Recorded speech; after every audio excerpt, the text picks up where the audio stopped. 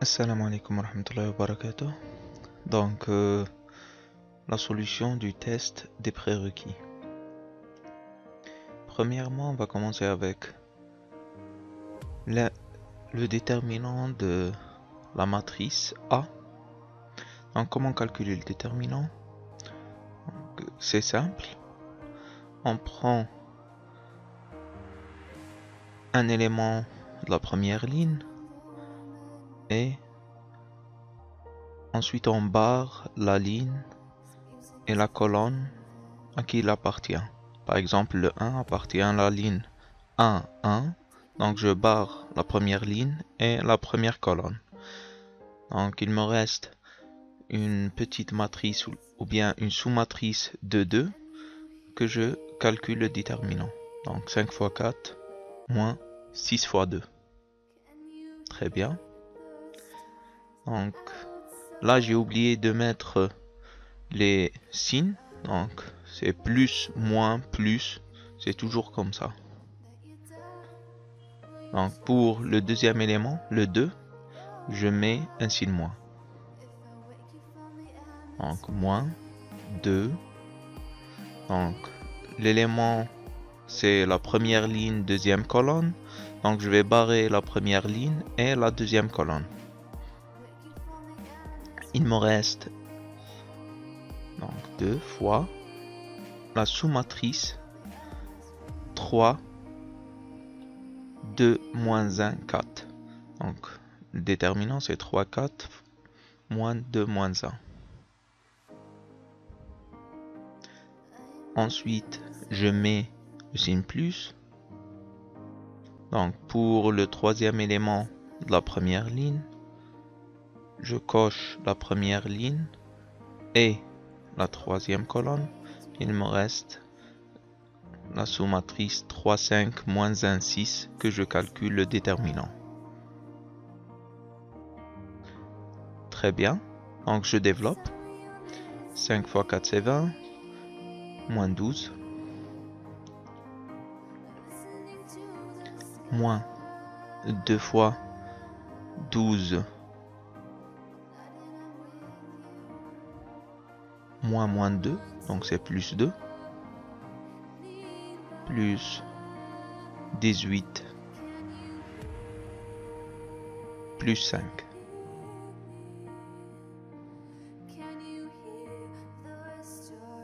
Je continue mon développement. Donc c'est 8. Moins. Donc 12 plus 2 c'est 14. Donc c'est 28. Plus 23. Donc 28 moins 8 ça fait 20. Enfin, ça fait moins 20. Moins 20 plus 23, ça fait 3.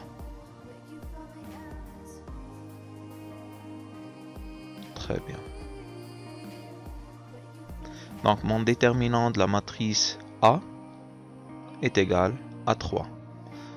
Donc j'ai un déterminant positif, donc la matrice elle est inversible. Donc je vois comment calculer l'inverse de A. L'inverse de A qui est A-1, c'est la matrice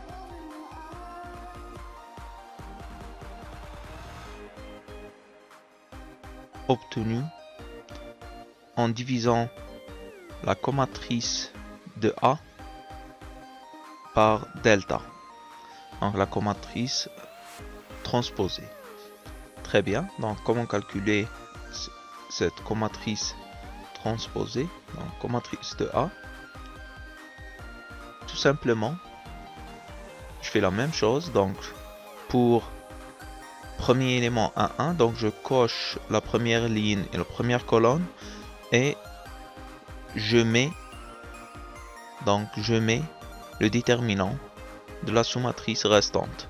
Donc 5 fois 4 moins 2 fois 6, ça fait 20 moins 12 est égal à 8. Pour le deuxième élément, c'est la même chose.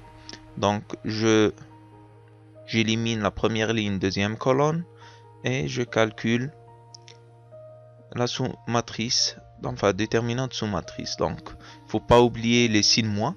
Donc, c'est alterné. Donc, plus, moins, plus, moins, plus, moins, plus, moins. D'accord? Donc, je mets les signes moins. Ensuite, je continue mon calcul. Pour le troisième élément, donc c'est 3 fois 6, ça fait 18. Moins 5, ça fait 23. Et je continue la même chose pour la deuxième ligne et pour tous les éléments. Donc,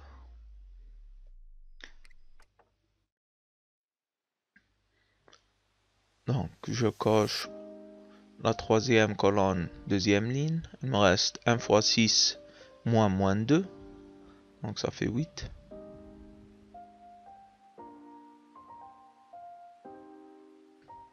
De même, première colonne, troisième ligne.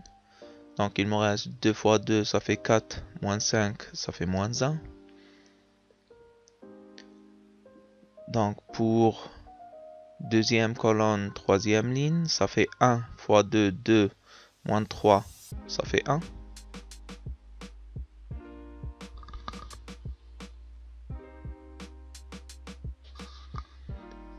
Donc 2 moins 3, ça fait moins 1.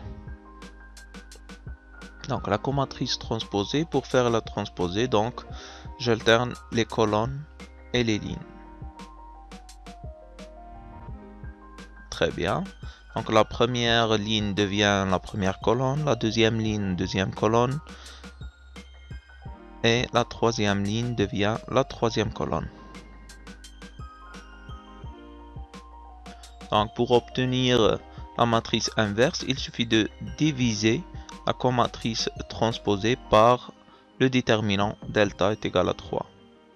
Donc j'obtiens 8 sur 3, moins 2 sur 3, moins 1 sur 3, et je continue pour le reste des éléments de ma matrice.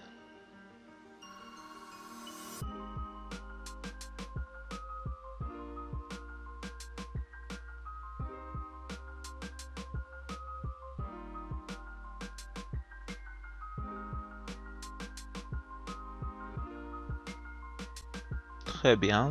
Donc le dernier élément c'est moins 1 sur 3.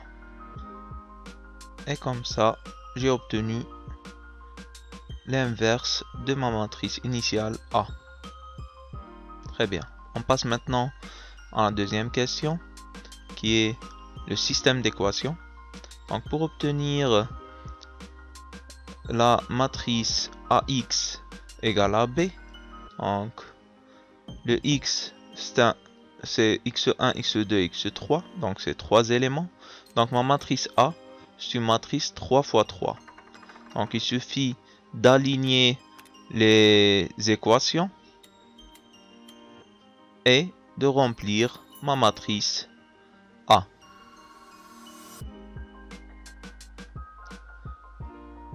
Très bien, fois X est égal. Donc B, c'est les constantes qui restent.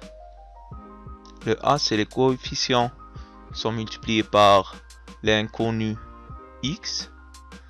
Et le B, c'est les constantes qui restent dans l'autre côté. Très bien. Donc pour calculer le déterminant de A, donc en utilisant Cramer, la méthode de Cramer, donc il faut calculer déjà tous les déterminants. Donc le déterminant de A, j'utilise la même méthode que la question précédente et je continue mon développement. Donc il ne faut pas oublier de mettre le signe moins pour la deuxième colonne. Donc c'est moins 12 moins 8.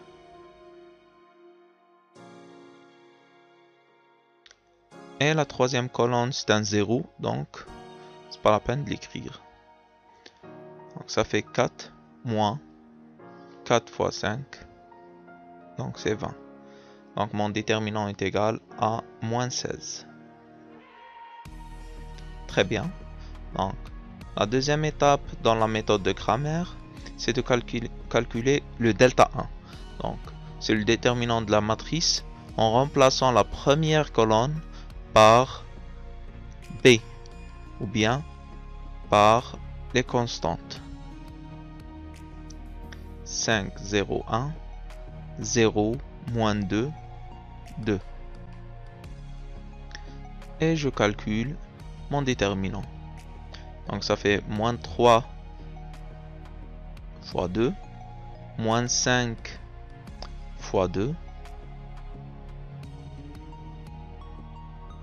et la troisième colonne c'est toujours 0. Donc ça fait moins 6, moins 10, c'est moins 16.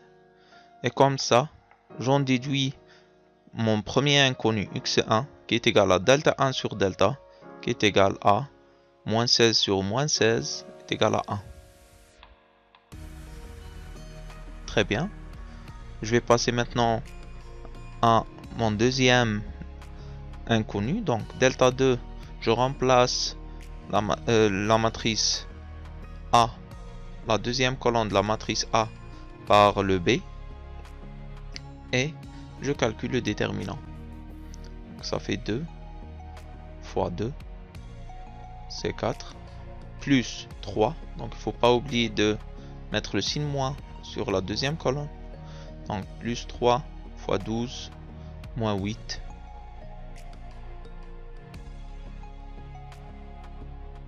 Donc c'est 4.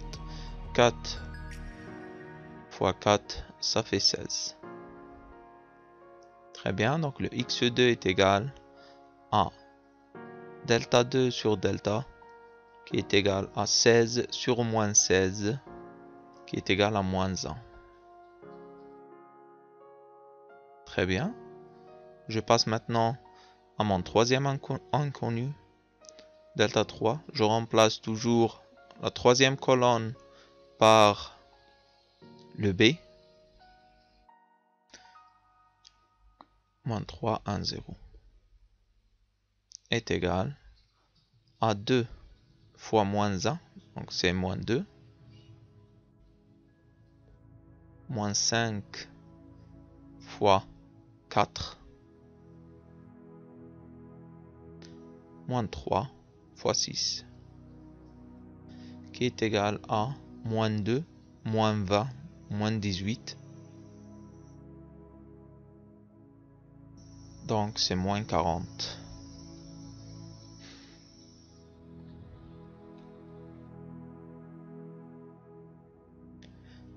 J'en déduis que x3 est égal à delta 3 sur delta, qui est égal à moins 40 sur moins 16.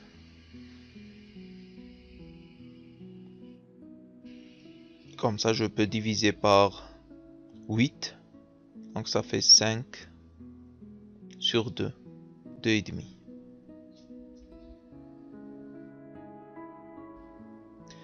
Donc, mon inconnu x est égal à 1 moins 1, 2,5. Très bien.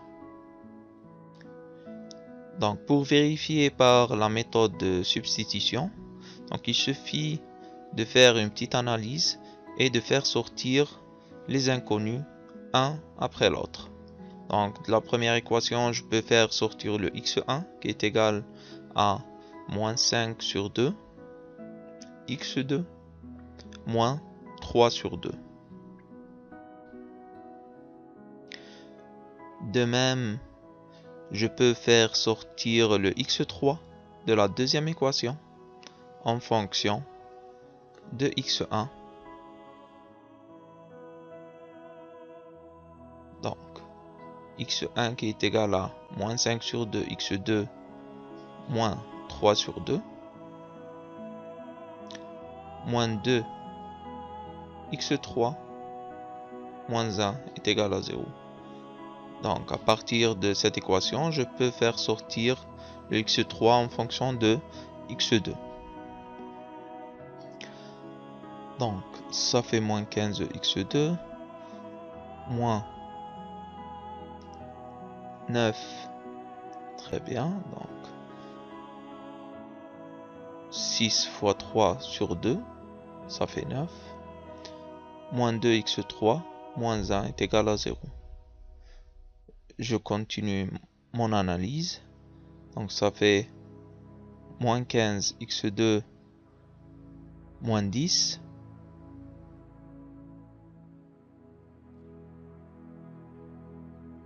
Le tout sur 2.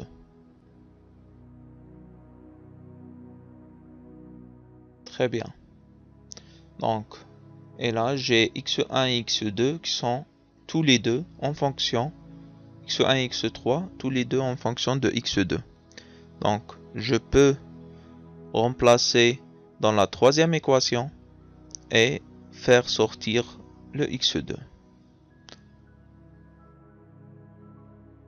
Donc, x2 moins 2, x3.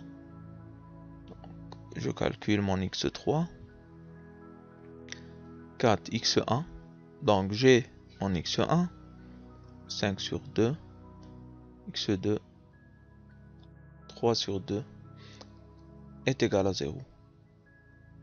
Et comme ça, j'ai une équation avec un seul inconnu qui est x2 que je peux le faire sortir. Très bien. Donc, 2 fois 1 demi, ça fait 1. Donc, ça devient moins 15 x2 moins 10. 4 sur 2, ça fait 2. Donc, plus 10 plus 6 est égal à 0. Et là, j'ai moins 15 plus 10, ça fait moins 5, plus x2, ça fait moins 4x2, moins 10 plus 6, ça fait moins 4, donc est égal à 4.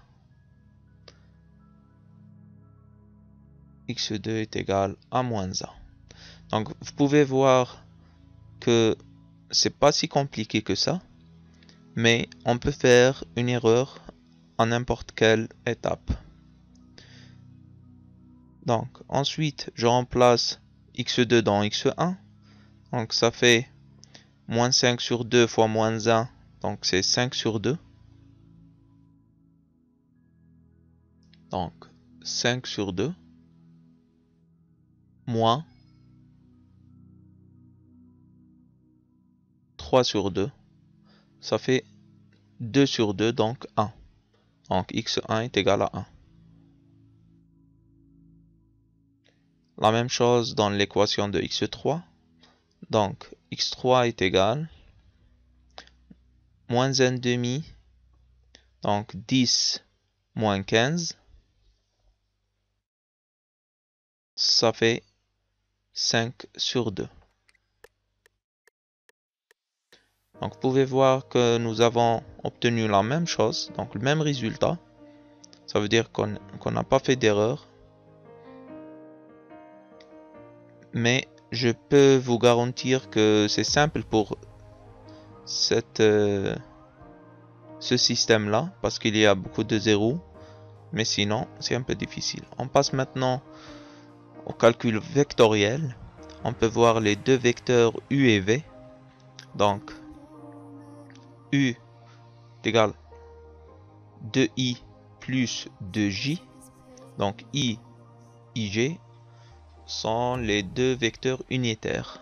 Donc, les vecteurs unitaires de l'axe x et y. Donc, on peut écrire u sous la forme 2, 2. Donc, c'est la forme cartésienne en fonction de i et j. Très bien. Donc, nous avons l'abscisse et la coordonnée de u et de v.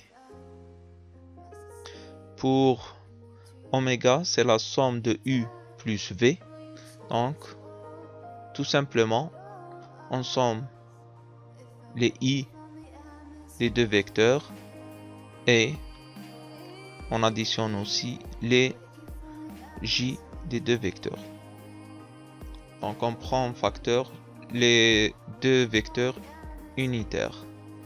Donc nous obtenons 2 moins 3, ça fait moins 1. Et 2 plus 2, ça fait 4. Donc oméga, A pour coordonnées, moins 1, 4.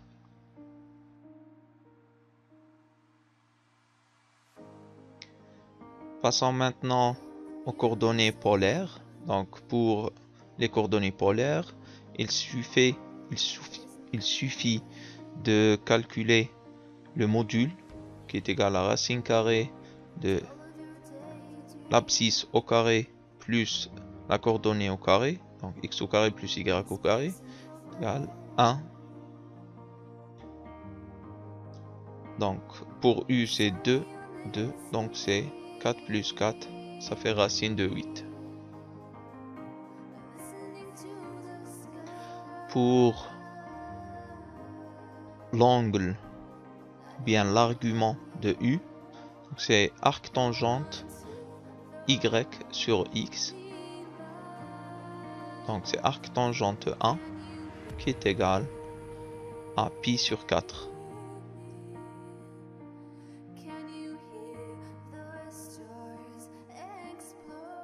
45 degrés. La même chose pour le vecteur v.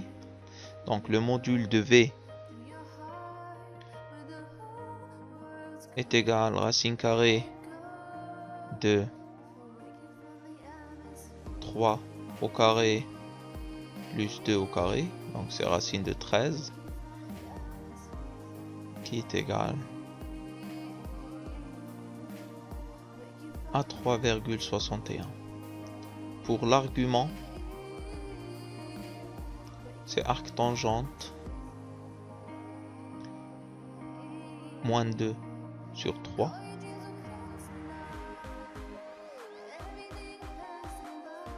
Et là, j'utilise ma calculatrice et je trouve l'angle θ V qui est égal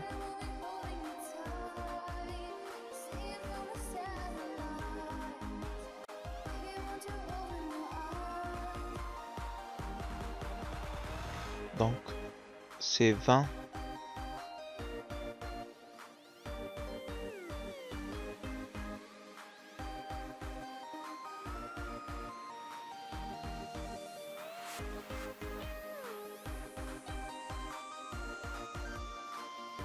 Très bien.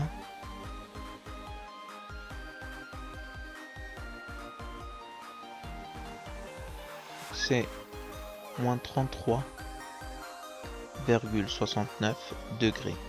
Donc la remarque qu'il faut faire maintenant, c'est que le V s'écrit sous la forme moins 3i plus 2j, donc il se trouve dans le deuxième quadrant. Donc, le i est négatif, le j est positif. Par contre, nous avons trouvé un angle qui se trouve dans le quatrième quadrant. Donc, le j négatif et le i positif. Donc, il faut tout simplement ajouter 180 degrés. Pourquoi nous tombons dans ce cas de figure? Parce que tout simplement, nous avons le même. Quand on écrit arctangente moins 2 sur 3, on ne sait pas si le 2 qui est négatif ou bien le 3. Donc ça donne la même chose. Donc il faut toujours vérifier l'emplacement du vecteur. Donc nous trouvons 146,31 degrés. Et cet angle-là est effectivement dans le deuxième quadrant. La même chose pour le vecteur somme. Donc 1 au carré plus 4 au carré. On trouve racine 17 qui est égal à 4,12. Pour l'argument de vecteur somme, arctangente 4 sur 1, donc moins 4 sur 1. Très bien. Donc, il faut toujours voir qui est négatif. Donc, est-ce que c'est la partie réelle ou bien la partie imaginaire? Donc, la calculatrice me donne moins 75,96.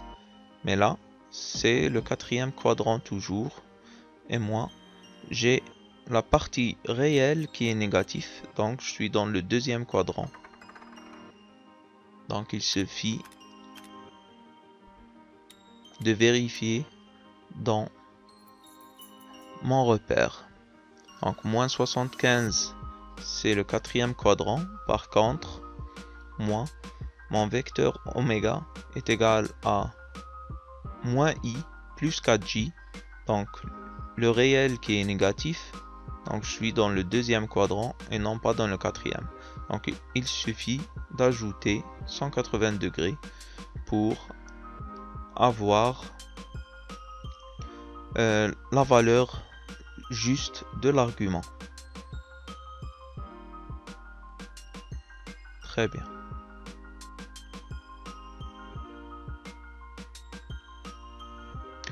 On passe maintenant au nombre complexe. Donc j'ai deux nombres complexes, Z1 et Z2. Donc Z1 qui est égal à 2 moins J et Z2. Donc il faut surtout pas confondre le J ici avec le J du vecteur unitaire. Donc J au carré, c'est le J imaginaire. J au carré est égal à moins 1 dans ce cas. Pour calculer Z1 plus Z2, il suffit d'additionner les parties réelles et les parties imaginaires. Donc c'est 4 plus 2J.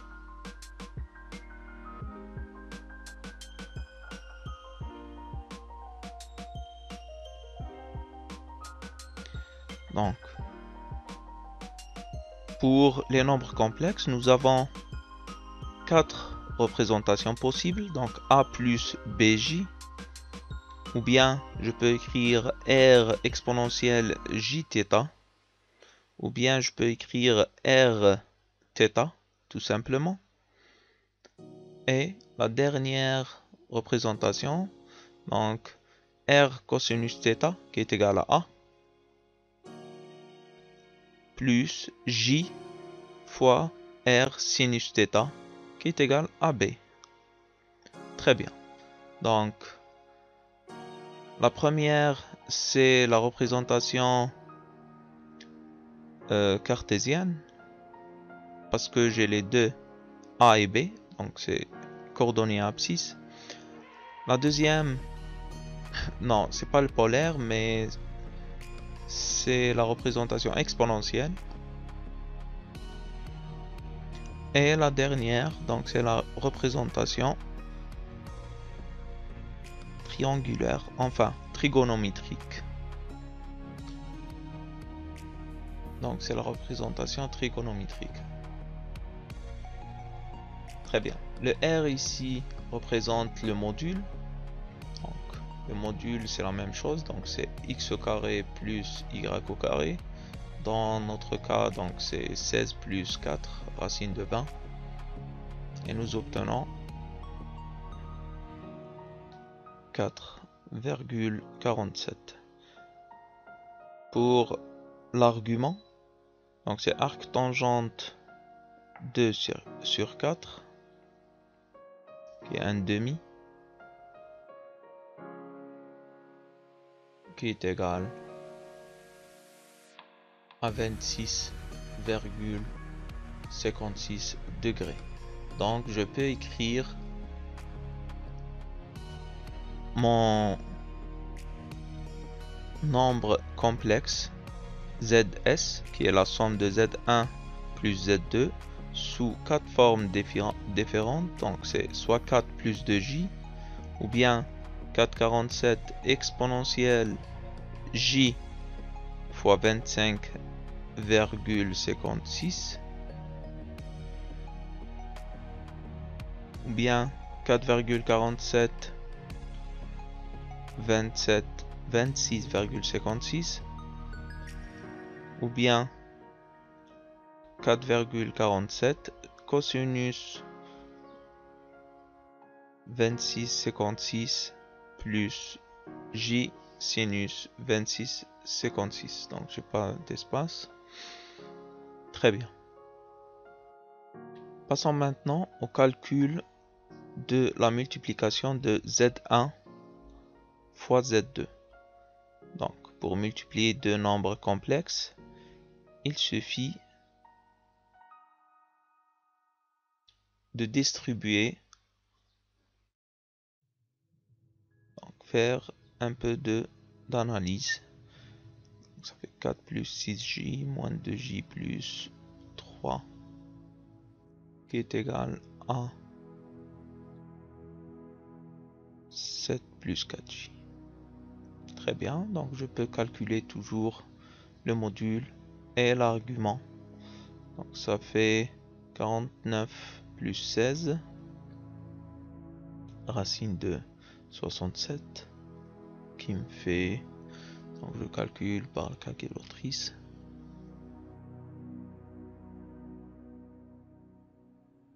8,06 et pour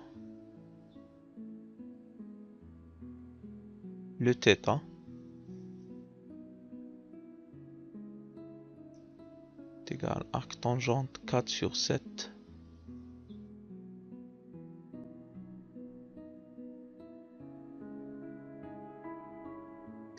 qui me donne un angle de 29,7. Très bien.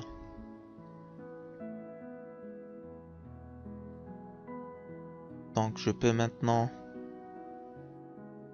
passer à la division des deux angles, enfin des deux nombres complexes, donc Z1 sur Z2. Donc, ça fait 2 moins J sur 2 plus 3J. Donc pour faire la division, il suffit de multiplier fois le conjugué du dénominateur. Donc dans notre cas 2 moins 3J.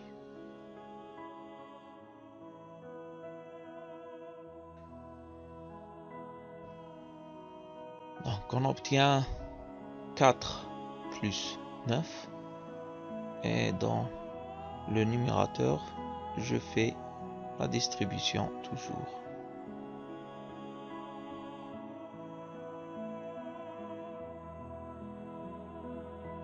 Très bien. Égal à 1 moins 8j sur 13. C'est 1 sur 13 moins. Très bien, j'ai pas fait d'erreur. Ok. Moins 8 sur 13 fois j.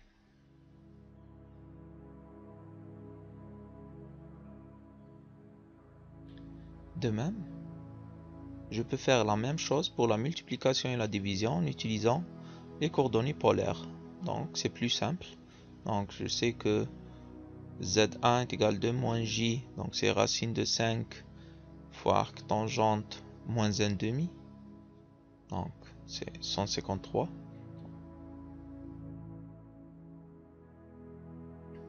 153,43. Donc il faut vérifier tout le temps. Donc je suis dans le deuxième quadrant, enfin je suis dans le quatrième quadrant, donc je soustrais 180.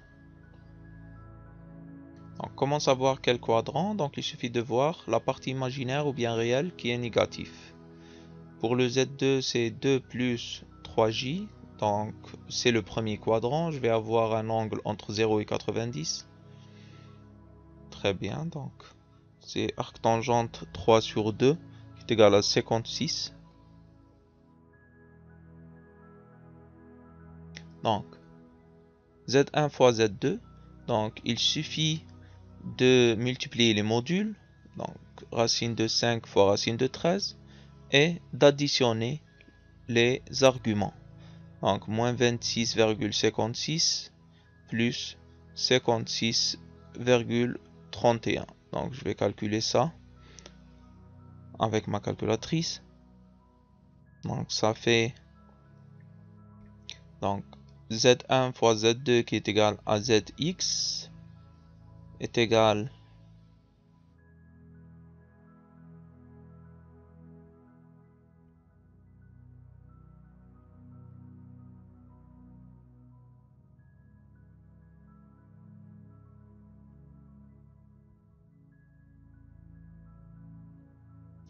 donc c'est 8,06 et j'additionne les deux arguments.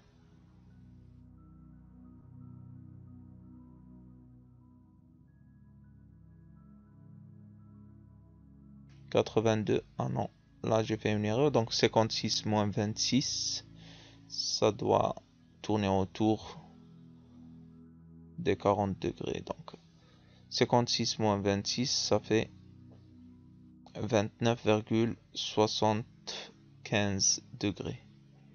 Donc mon résultat, donc c'est 8,06, 29,75 degrés. Donc on voit bien que c'est plus simple que de faire la multiplication avec les coordonnées cartésiennes. Pour la division, c'est la même chose, donc racine de 5 sur racine de 13, et je fais moins 26,56 moins 56,31. Et là, on voit bien que pour la multiplication et la division, c'est plus simple d'utiliser les coordonnées polaires. Très bien. Donc, on passe maintenant à la simulation. Donc, en utilisant GeoGebra. Donc, GeoGebra, c'est un logiciel de mathématiques. Donc, il nous simplifie le calcul. Donc, on utilise ce logiciel pour vérifier nos résultats. Donc, on revient à la première question. Donc, nous avons la matrice A. Je cherche le déterminant, donc est égal à 3. Très bien. Et pour l'inverse, il suffit d'écrire inverser A. Donc, l'inverse de A, je l'ai sous cette forme-là. Donc, la différence avec l'inverse qu'on a déjà calculé, c'est la même chose. Donc, c'est 2,66, 0,33. Donc, c'est la même chose. Sauf que dans notre cas, on avait eu des divisé sur 3. Et là, c'est des valeurs avec la virgule. C'est tout. Donc, pour le système d'équations, donc je mets la première équation, donc c'est 2x1 plus 5x2 plus 3 est égal à 0. La deuxième équation, la même chose. Et je définis la troisième équation aussi. Donc, 4 est égal à 0. Donc, maintenant, il suffit d'écrire, résoudre le système d'équations. Donc, résoudre l'équation 1, l'équation 2, l'équation 3. Et faire sortir x1, x2 et x3. Très bien. Donc on voit bien que x1 est égal à 1, x2 est égal à moins 1, x3 est égal à 5 sur 2. Donc on est juste, on n'a pas fait d'erreur. Très bien. Donc vous voyez bien que c'est très simple de calculer ça avec des logiciels. La chose la plus difficile, c'est de les faire en main levée. Très bien. Donc, pour le système matriciel, donc les coefficients de x, c'est A. On calcule le déterminant de A, ça fait moins 16. Ensuite, je remplace, donc je copie directement le A. et je remplace la première colonne par le B. Donc, coller. Donc, j'ai remplacé la première colonne par le B, moins 3, 1, 0, et je calcule le déterminant delta. Donc, delta 1, c'est le déterminant de A1, égal à 16, est égal à moins 16. Donc, x est égal à delta 1 sur delta, qui est égal à moins 16 sur 16. Donc, ça doit me donner 1. Très bien, donc, je vais mettre ça en rouge pour l'identifier comme résultat. Couleur rouge. Ok. Je fais la même chose pour le deuxième déterminant. Donc A, je remplace la deuxième colonne par moins 3, 1 et 0. Moins 3. Et je calcule. Donc moins 3, donc c'est A2. Et là, je calcule le déterminant de A2. Delta 2. Qui est égal au déterminant de A2.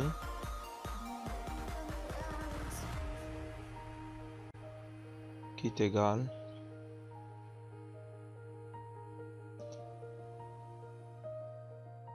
à 16. Donc delta 2 sur delta est égal à moins 1.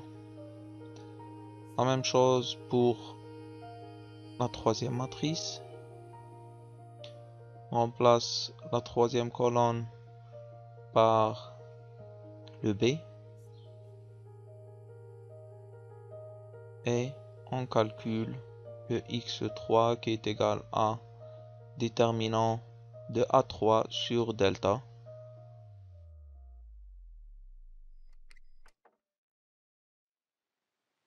Qui est égal à 5 sur 2. Très bien. Donc, nos calculs sont justes. Donc, je vous conseille d'utiliser ce logiciel-là. Donc, c'est un outil très pratique pour vérifier vos calculs. Donc, il s'appelle GeoGebra et il est gratuit. Donc, et open source. Donc, si vous voulez le développer aussi. Donc, on passe maintenant au calcul vectoriel. Donc, nous avons deux vecteurs. Le vecteur U qui est 2, 2. Donc, 2 fois I et 2 fois J. Le troisième vecteur, on a vu que c'est moins 3I et 2J. Donc, l'emplacement des vecteurs, peu importe. La chose la plus importante, c'est la direction et le sens du vecteur. Mais son emplacement dans le plan n'est pas si important que ça. Nous avons W et V. W c'est U plus V. Donc on voit bien que le vecteur résultant c'est moins 1, 4. Très bien. Donc tout simplement, donc je vais essayer de dessiner la relation de Schall. Donc, comment je vais faire? Donc c'est mettre le début du deuxième vecteur à la fin du premier. Et comme ça, je redessine le vecteur V à la fin du vecteur U et j'obtiens le vecteur résultant oméga ou bien W. Très bien, donc c'est ça la relation de Schall. Ok, donc je supprime ça. Très bien. Donc, passons maintenant aux coordonnées polaires. Donc, vous allez voir que c'est très simple. Il suffit de cliquer à droite et demander les coordonnées polaires. Donc, c'est 2,83,45, 3, 0, 1, 4, 12. Donc c'est très simple et nous obtenons les résultats. Passons maintenant au nombre complexe. Z1 est égal à 2 moins I. Donc GeoGebra connaît le nombre imaginaire comme I et non pas G, mais c'est pas un problème. Donc on voit bien que c'est la même chose. Donc il positionne le nombre complexe ou bien le point. Si nous relions le point à l'origine, nous obtenons la même chose, un vecteur, et nous pouvons faire la relation de Schall pour obtenir la somme. Donc je vais construire les vecteurs. Donc pour Z1, donc j'obtiens un vecteur 2 moins 1. Pour Z2, j'obtiens un vecteur 2, 4, enfin 2, 3. Donc il y a 3J. Et je relie le vecteur Z1 à l'extrémité du vecteur Z2 en faisant la relation de Schall.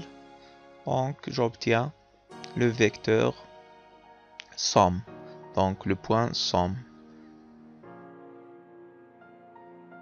Très bien. Donc dans notre cas, la somme est égale à 4, 2. Donc Z somme est égal à 4 plus 2i. Donc vous voyez qu'il y a une grande ressemblance. Donc les nombres complexes peuvent être représentés par des vecteurs. De même pour calculer le module et l'argument. Donc il suffit de cliquer sur le bouton droit de la souris et demander les coordonnées polaires. Donc pour le Z1, j'obtiens, donc pour la somme, j'obtiens 4,47 et 26 degrés, 57. Donc nous pouvons bien vérifier avec les résultats obtenus auparavant. Donc pour la multiplication, nous obtenons Zx, donc c'est Z1 fois Z2, donc nous obtenons 7, 4, c'est 806, 29, 74. Pour la division, ZD qui est égal à Z1 sur Z2,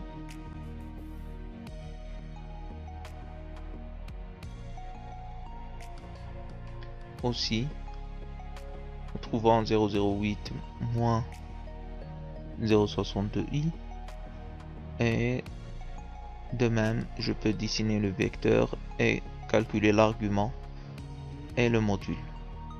Donc vous pouvez bien constater que c'est très simple en utilisant GeoGebra et la vérification. Merci.